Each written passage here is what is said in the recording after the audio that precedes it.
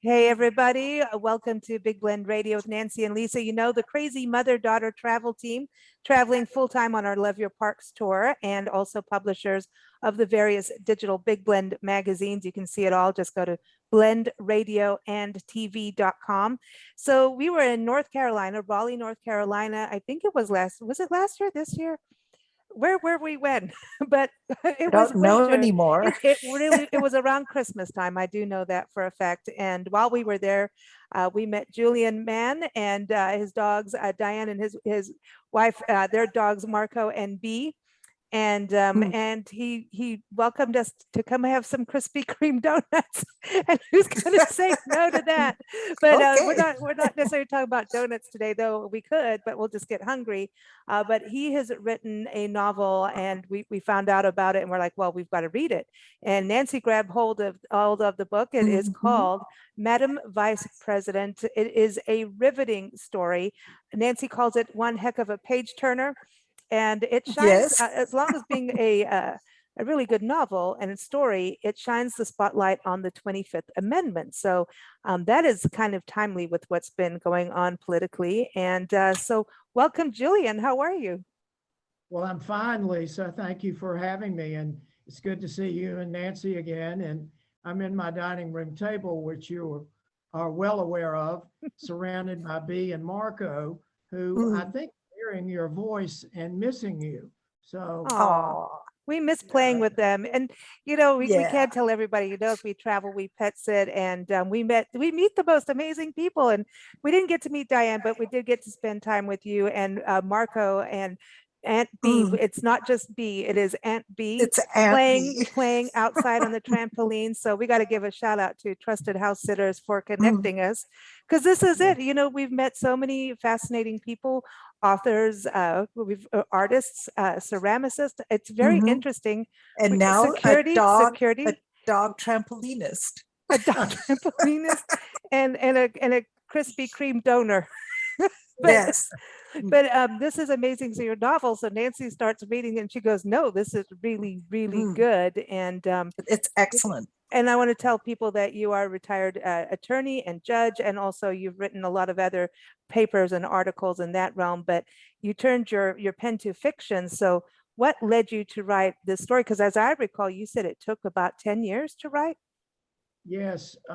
And that's when you have a full-time job, and being a full-time husband, you don't have long time where you can just sit down and write.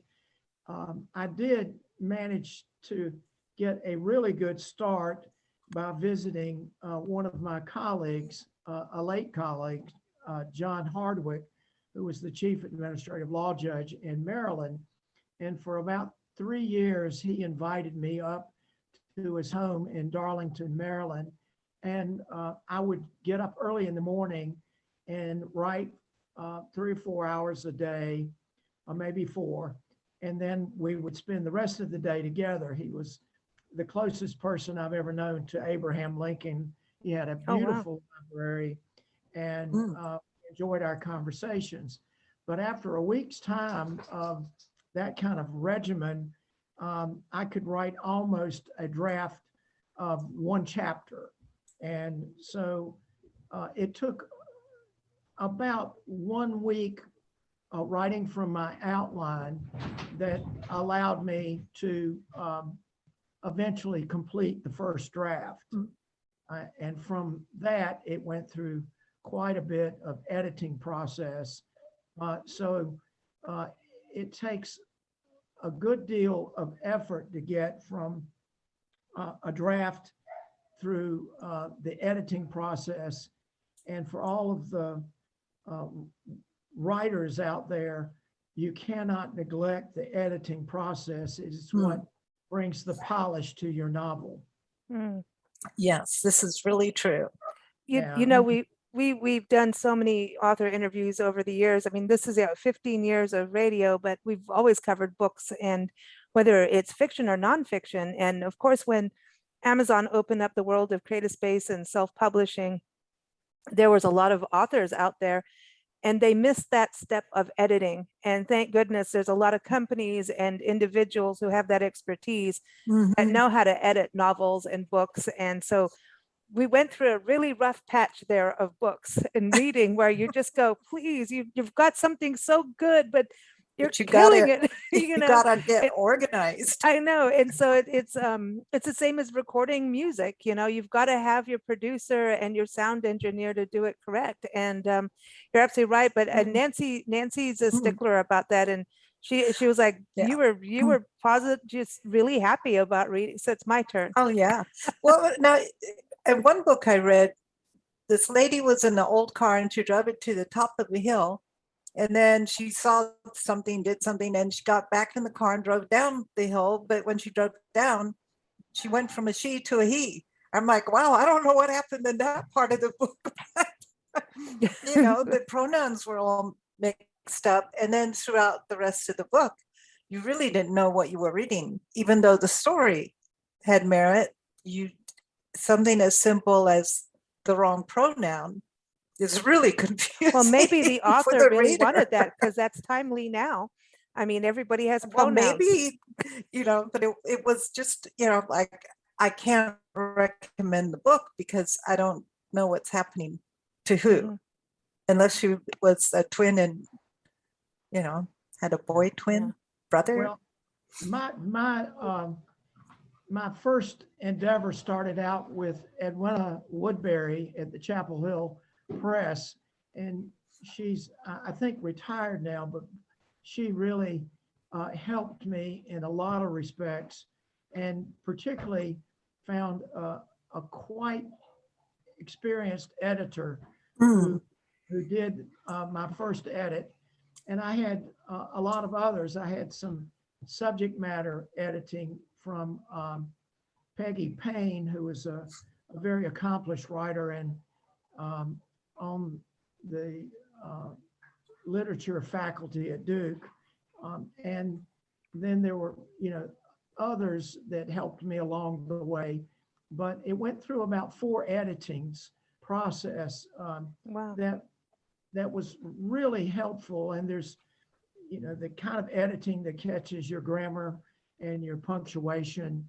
And then you have the more subject matter editors that really say, could this happen? Are you exaggerating here? And you want to stay connected with reality, even though you're writing fiction. And I love writing because, unlike the law or other sort of scholarly writing, you just making stuff up, you create, but yet you can't get, too far off the path. Like I mentioned the Oklahoma courthouse bombing, and that was an actual event, and you have to accurately depict that, as well as constitutional succession, the vice president to the Speaker of the House and the president pro tem of the Senate. And so you get a little bit in a comfort zone where you're creating a story out of whole cloth, and then all of a sudden you have to throw an anchor out to bring it back to the reality. But to go back and answer your original question, Lisa, I became concerned about the 25th Amendment. It came into existence fairly late in our constitutional history, in the 70s and the 60s, really, when there was the Kennedy assassination, quite tragic. And we have these nuclear weapons, which we're painfully aware of today and what's going on in our world. And there was a concern about what would happen if President Kennedy had laid comatose instead of dying. Who would be in charge of our nuclear arsenal? Who would be one that could make the myriad of decisions that a president has to make if that person, such as Lyndon Johnson, did not have the authority to do it. And so that is the genesis of the 25th Amendment. But the way it was written leaves some holes into what happens when there is an acting president. And I really don't talk much about the other part of the 25th Amendment, which is presidential succession and how that occurs. But this is only in the event that the president becomes incapacitated or in some sense incompetent. I know that President Reagan, when he was shot, thought about turning the reins over to Vice President Bush. But I don't think he ever really did that because he was going to be under anesthesia. Other presidents have done that. Just for the limited time when they have a surgical procedure or they may be asleep or in some way incapacitated even temporarily. But in this book, it's more of a permanent incapacity by the president. And we lead into a discussion of exactly how we handle the conduct or misconduct of the acting president, who is really no longer the vice president. And if something were happen to the acting president, then there is no procedure in the 25th Amendment for a succession to the acting president. So that's what kind of wanted me to point that out. And I've discussed, there's been a lot written by the 25th Amendment. Fordham University, their former dean, was really the author of the 25th Amendment, and still the law school there in New York has a great deal of collection of scholarly work and papers on the role of the acting president in the 25th Amendment, and they readily acknowledge that there are problems. So we have currently a president who is quite old, and we might encounter, I hope not, unfortunately, we might encounter an acting president if something were to happen to President Biden.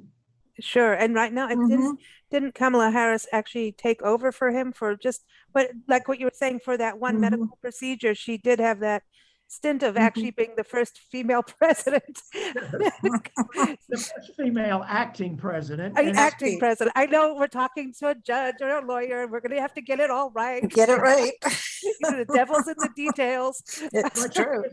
She really is the president. And of course, she might project in my novel, without giving anything away, that we might have an acting president, Madam Vice President. And so it can happen.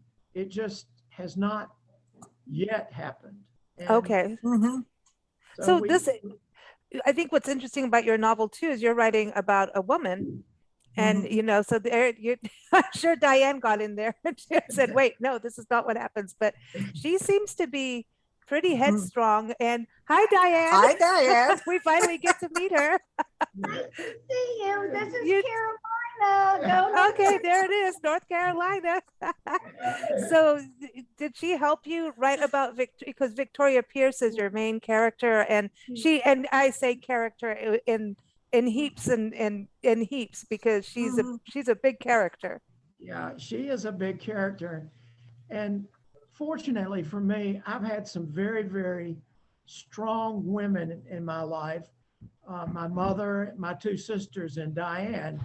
And I didn't really consult much with Diane, but my character, Victoria, there's a lot based on Diane in there from just my observation. Okay, but wait a minute, because it gets sneaky about her past. Yes. So which part of it is this? Because Victoria has a past that people don't know, but she makes it to be a vice president, right? So this is huge. Well, that part is, created. Well, you better watch it. As far as I know, my wife Diane does not have a fictional past. But that part of it, in fact, the whole story, I tried to make interesting and a page turner so that we get near the end and we really start talking about the 25th Amendment and its implications. The reader might say, well, could this really happen? I believe this character, and now let me think about what the possibilities are. So the idea is to move through the story to get to a believable end. So it's not just about the 25th Amendment. I also address the First Amendment, but not directly, but indirectly, because one of my other characters, Grace Brandon, is a reporter for the New York Times, and she represents the First Amendment and how the First Amendment operates in our political system. And we need the First Amendment. Yes, we do. Well, you're exercising it right now. That's right. And I'm watching my mouth. Yes. Behaving. There's a lawyer and a judge in front of us. We got to behave. but I think it's really interesting too, because you're also bringing women to the forefront, and we are moving forward in politics. I think we've got more women. Even look at what's happening in the Supreme Court right now. We've got more women. We're taking over. Well, no, don't say that. People get scared. I know. Well, let me reinforce that, because I think in many ways, women are better leaders than men. They're not so often combative. They can be combative and they can stand their ground very well, but they bring a different approach to problems and problem solving that I admire. So, and I have admired the women in my life and their strength. I know what they can do, whether it's out front or behind the scenes. They're extremely capable and powerful. And so I applaud the women. I mean, Ruth Bader Ginsburg comes to mind. Oh, yeah. So talented and made such a great contribution on the Supreme Court. But that's true of Justice Barrett and our current nominee, all wonderful, talented women. And if we're going to consider women's issues, let's put women in decision-making positions. Well, I think it's even interesting what's happening now with the nominee. She's really holding her ground and not losing her cool, which I think it's people, it's almost like she's being prodded to see if she will. And I think that's something that when you look at women in any political, as a political representative or, representative of the people, I should say, that it's really good to get someone who is not overly emotional. And you see it in men as well, that men do get emotional and hot tempered, and and then we can watch the British Parliament and really have a good giggle at that, because then we could just all laugh at people. But I think there's something with that in the legal field, and what you've seen with attorneys, judges, and women coming up through that field, is that level-headedness being something that is that something you're taught when you're going through law school? I mean, to have that non-emotional, like you have to have emotions, but you don't want to lose your cool when people start really prodding you and being like rude. Let me just say. It's in law school and in other practices of law and in the judiciary, you're taught civility. And when you're in a courtroom, you have a judge. If you become too disruptive, that judge can actually put you in jail under contempt powers. when you're on the court, such as the Supreme Court, it's very dignified. It's the highest court in the land. And you are expected to display civility and not become angry, although internally in court, I think many of the lawyers that are in that ordeal become angry, but you conceal it. And in the Supreme Court, you have to have justices that will not explode. And certainly during the confirmation process, you're challenged and to keep your cool. But I really, where I got most upset as a lawyer and would lose my cool and also as a judge is when I believed that witnesses who took an oath to tell the truth were not telling the truth. Oh, That really Yeah. bothered me, because that's where the court has to operate under what are the facts, and you can only get to the facts from the truth being told through the witnesses and through the documents. Other than that, it's usually pretty civil, but when you watch the confirmation hearings, job one is not to lose your cool. And I have found that with our last two nominees, our last two women, that they have, well, they've been so brilliant that they don't really have to lose their cool, because they're going to outsmart whoever's questioning them. But they have both done extremely well in maintaining civility. But then there's Judge Judy. She loses her cool all the time. Well, I wanted to go back to this about the, not losing your cool, because when you think about your main character, Victoria Pierce, I mean, she does have something in her past, but she's also served the country, and she's got this gleaming goodness. But then, we know there's something else going on. So she also can't, so when people lead a double life, you have to have that level-headedness to get away with it. I mean, if you think about even criminals, I mean, there's some really good women criminals. And it's like, when you look at if you look at crime, major drug lords and things like that, if they went into Wall Street, they'd be, really kicking butt. I mean, they knew how to build a business. Not saying it's the right thing. I'm just saying they obviously had a passion to do things, but in a negative way. We don't want that, but it's kind Victoria, of a commonality, Victoria is not a single dimension character, Yeah. nor are any of us. We have all kinds of things that operate on us. And Victoria, had an early life, a misstep, and it led to a lot of adverse consequences. And you look at a lot of young people that really mar their life from a misstep when they were young. There are a lot of consequences to that. But we're all have our faults. And with this character, I had an immense respect for it.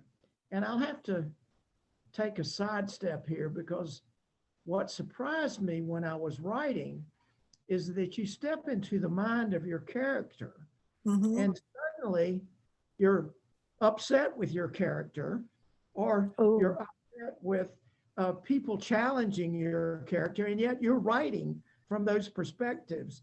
You really kind of take on their personality in a schizophrenic sort of way, a good sort of way.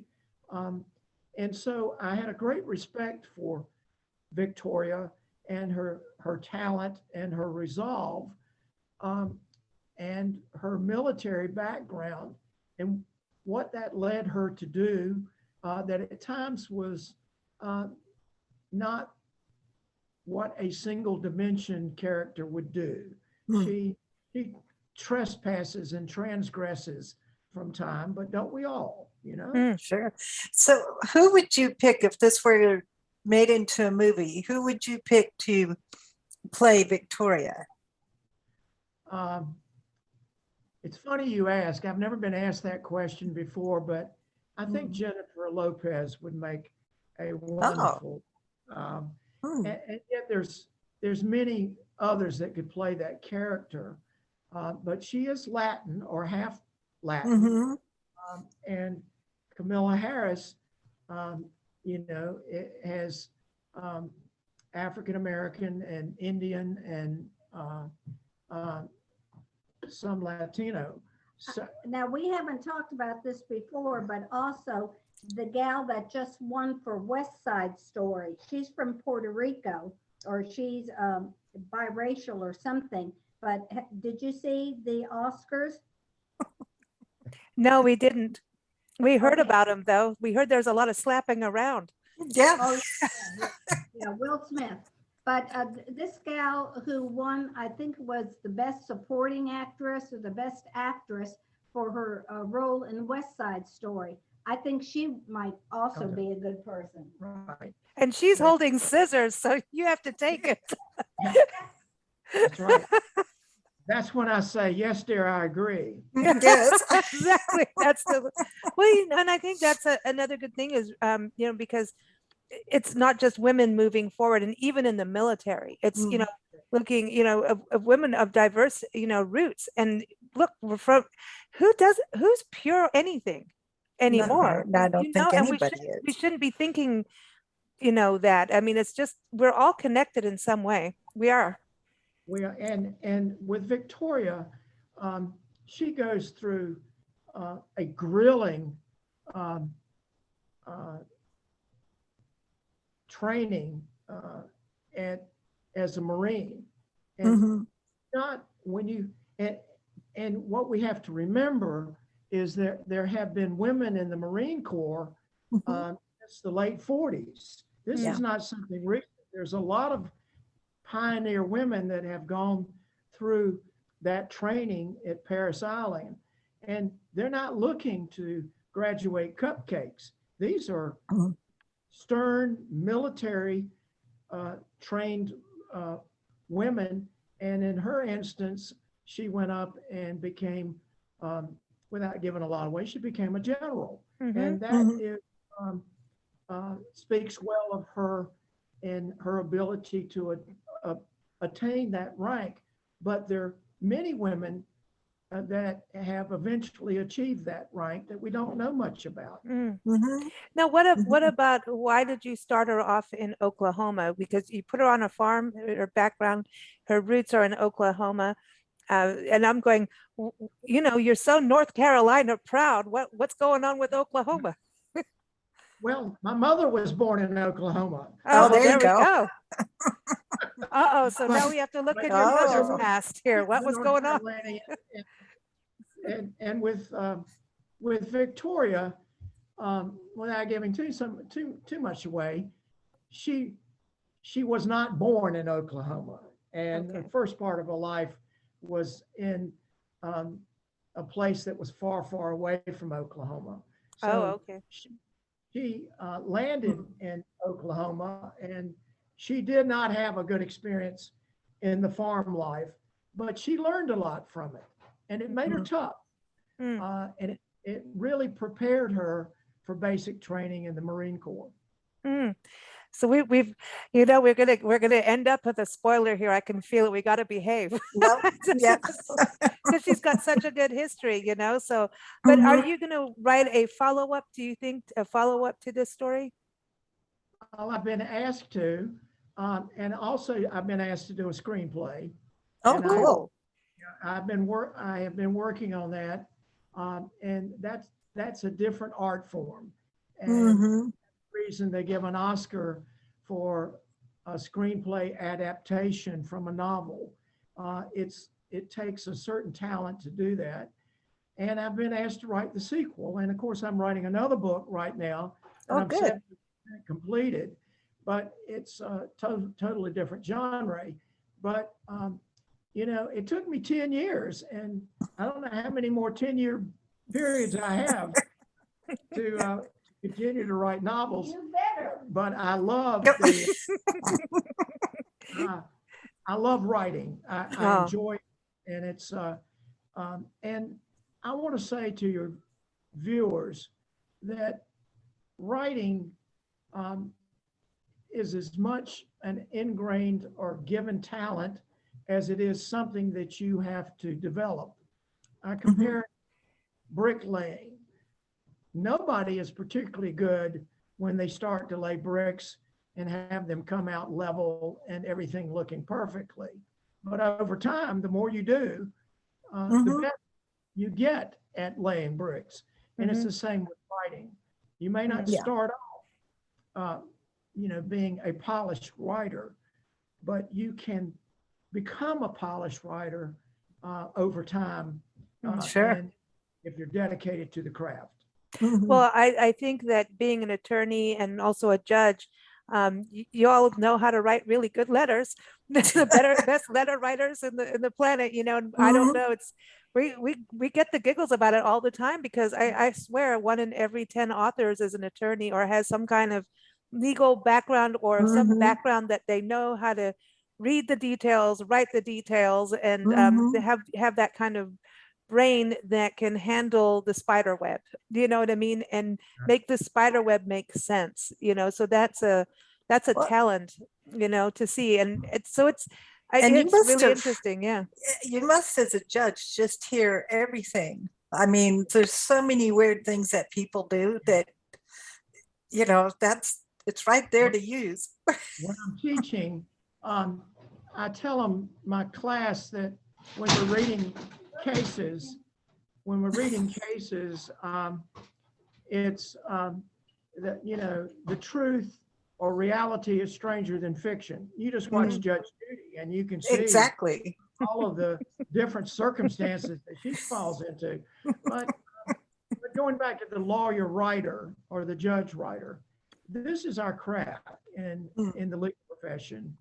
And we have to be very precise in what we write, or else our reader, who is going to be making a decision or being influenced, we do a disservice to our client if we don't do that well. And so we have to develop that craft.